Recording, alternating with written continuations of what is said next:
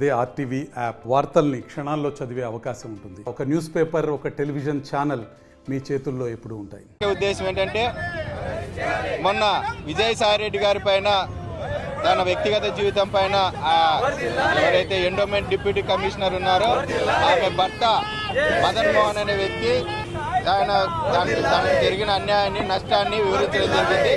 అదే విషయాన్ని మహా న్యూస్ కానీ, టీవీ5 కానీ, ఏబిఎన్ కానీ, ఆంధ్రజ్యోతి కానీ మిగతా కొన్ని పత్రికలన్నీ కూడా ప్రసారం చేయడం జరిగింది, పబ్లిష్ చేయడం జరిగింది.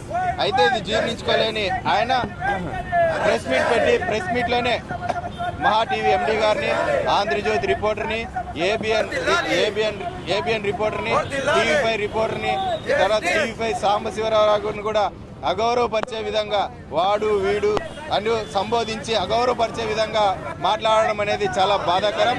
ఆయన ఒక రాజ్యసభ సభ్యుడు అనే విషయాన్ని కూడా మర్చిపోయి అంటే అసభ్యకరంగా మాట్లాడడం అనేది ఆయనకు సమంజసంగా అనిపిస్తుందో లేదో తెలియడం లేదు. ప్రధానంగా రాజ్యసభ సభ్యుడిగా ఉండి జర్నలిస్టులను అంటే రాజ్యాంగంలో 4th పిల్లర్గా ఉన్న ఈ జర్నలిజాన్ని గౌరవించాల్సిన వ్యక్తి అగౌరవపరచడం అనేది చాలా బాధాకరం. కనుక ఆయన రాజ్యసభ సభ్యుడికి ఇలాంటి వ్యాఖ్యలు చేసిన వ్యక్తి రాజ్యసభ సభ్యుడిగా అనర్హుడు. కనుక రాజ్యసభ సభ్యత్వాన్ని వెంటనే రద్దు చేయాలని చెప్పి మేము లోక్సభ స్పీకర్ని డిమాండ్ చేస్తూ ఉన్నాం. అలాగే ఈయన ఏదైతే ఈ పత్రికా విలేకరులను, ఛానల్ యాజమాన్యాలను, ఛానల్ రిపోర్టర్లను అగౌరవపరిచే విధంగా వ్యాఖ్యలు చేశారు.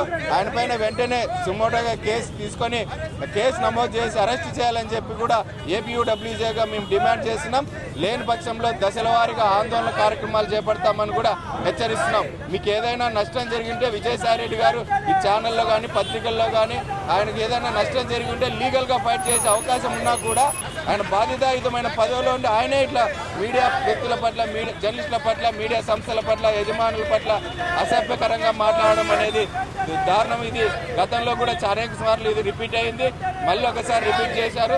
కనుక ఈయనను వెంటనే కేంద్ర ప్రభుత్వము, లోక్సభ స్పీకర్ స్పందించి రాజ్యసభ సభ్యత్వాన్ని రద్దు చేయాలని చెప్పి డిమాండ్ చేస్తూ పోలీసులు వెంటనే ఆయన పైన కేసు నమోదు చేసి అరెస్ట్ చేయాలని చెప్పి కూడా మేము డిమాండ్ చేస్తా ఉన్నాం.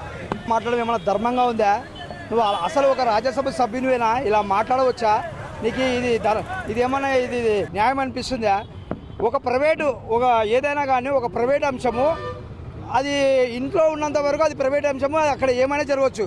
కానీ బయటికి వచ్చి ఒక భర్త నాకు అన్యాయం జరిగింది, నా భార్య వల్ల అని చెప్పుకున్నప్పుడు ఒక మీడియాగా మేము 4వ పిల్లర్గా మేము దాన్ని ప్రపంచానికి తెలియజేయడం మా ధర్మము. మేము తెలియజేస్తే నువ్వు మీ ఇష్టం వచ్చినట్టుగా మమ్మల్ని మాట్లాడడం ఏమైనా ధర్మమా? మా యాజమాన్యాలను తర్వాత వాళ్ళని అగౌరవపరచడం ఏమన్నా న్యాయమా?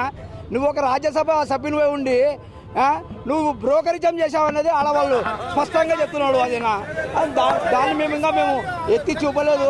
నువ్వు మీ పార్టీ వాళ్ళే, మీ పార్టీలో ఉన్న వాళ్ళే నిన్ను ఒక బ్రోకర్గా వ్యాఖ్యానిస్తున్నారు. అటువంటిప్పుడు నీ విషయం బహిర్గతమైనప్పుడు నువ్వు దాన్ని రాళ్ళు, ఇప్పుడు ఒక రాజకీయ నాయకుడు అన్నాక పూలు పడతాయి, రాళ్ళు పడతాయా? నువ్వు పూలు పడినప్పుడు నవ్వుతావే, దాన్ని ఆనందిస్తావే. అలాగే రాళ్ళు పడినప్పుడు ఆ రాళ్ళు కరెక్ట్ కాదు అని దాన్ని సమర్థించుకోవాల్సిన బాధ్యత నీ మీద ఉంది. దాన్ని మీడియాలో వస్తే దాన్ని సరి చేసుకోవాల్సి, దానిపైన వివరించుకోవాల్సి పోయి నువ్వు జర్నలిస్టు అగౌరవపరచడం ఎంత మాత్రం న్యాయం? ఇది నీకు పద్ధతి కాదు. తక్షణమే రాజ్యసభ సభ్యత్వ పదానికి రాజీనామా చేయాలా? లేని పక్షంలో మా జర్నలిస్టులు రాష్ట్ర వ్యాప్తంగా ఉద్యమాన్ని తీవ్రతరం చేస్తాము. ఇది చివరికి నిన్ను రోడ్లో పరేసేంత వరకు మేము వదిలే ప్రసక్తే లేదు. మరిన్ని వీడియోస్ కోసం ఛానల్ ని సబ్స్క్రైబ్ చేయండి, లేటెస్ట్ అప్డేట్స్ కోసం వాట్సాప్ ఛానల్ ని ఫాలో చేయండి, అండ్ లింక్ డిస్క్రిప్షన్ లో ఉంది.